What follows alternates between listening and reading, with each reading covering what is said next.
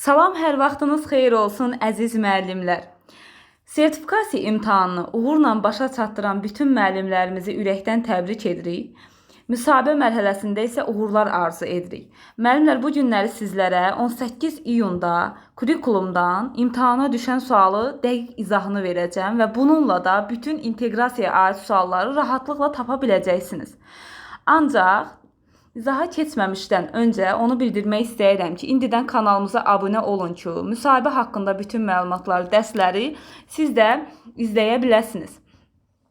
Daha sonra müəllimlər, bu ilin nəticələri 18-19 iyun imtahanda nəticələrimiz çox yüksək olmuşdur. Əgər nəticələrimizlə maraqlanıb müsahibə dərslərimizə qoşulmaq istəsəniz, 051 512 62 77 nömrəsinə yaza bilərsiniz. Hər birinizə uğurlar arzu edirəm. Gəlin baxaq deməli mətnimizə. İngilis dili fənnində müəllim iqlim dəyişikliklərinə aid bir mətn verir və bu mətndə həmin ölkələrin tarixi haqqında da yazmalısınız deyir. Tapşırığı yerinə yetirərkən video çarx və oxu materiallarından istifadə edin deyir və bu tapşırıq zamanı hansı inteqrasiya növlərindən istifadə olunacaq.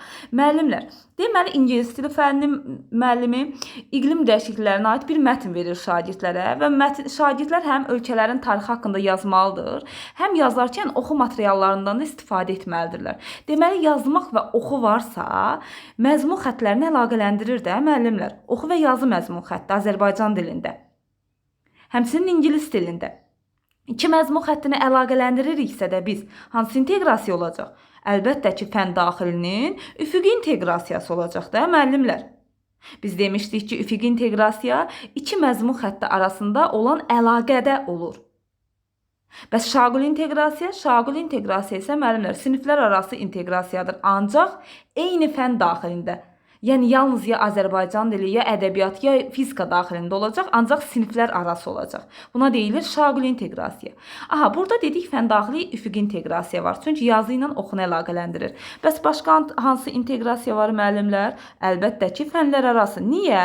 Çünki İngilis dili fənninlə deyir ölkələrin tarixi haqqında yazmalısınız. Tarix arasında əlaqə yaradır. Və bu da iki fənn arasında əlaqə olduğu üçün fənlər arası inteqrasiya sayılır müəllimlər.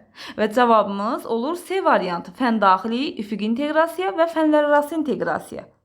Fənnüstü inteqrasiya nədir müəllimlər? Fənnüstü isə bu gün dərsdə öyrəndiyini gedib real həyatda tətbiq edirsənsə, yəni real həyatda icra edirsənsə, bir iş prosesi gedirsə real həyatda, həqiqətən real, bu olur fənnüstü inteqrasiya. Ancaq testlərdə bəzən düşür təsəvvür edin ki, nə bilim, arzu edin ki, xəyal edin ki sözlər olur başlıqda və onu gedib real həyatda tətbiq edir başlıqda o sözlərlə. Deməli müəllimlər, bu yalnız təsəvvürdə qalır da, real həyatda tətbiq etmir. Ona görə də burada fənnüstü inteqrasiya sayılmır. Başqa bir inteqrasiyanı axtaracağıq testimizdə.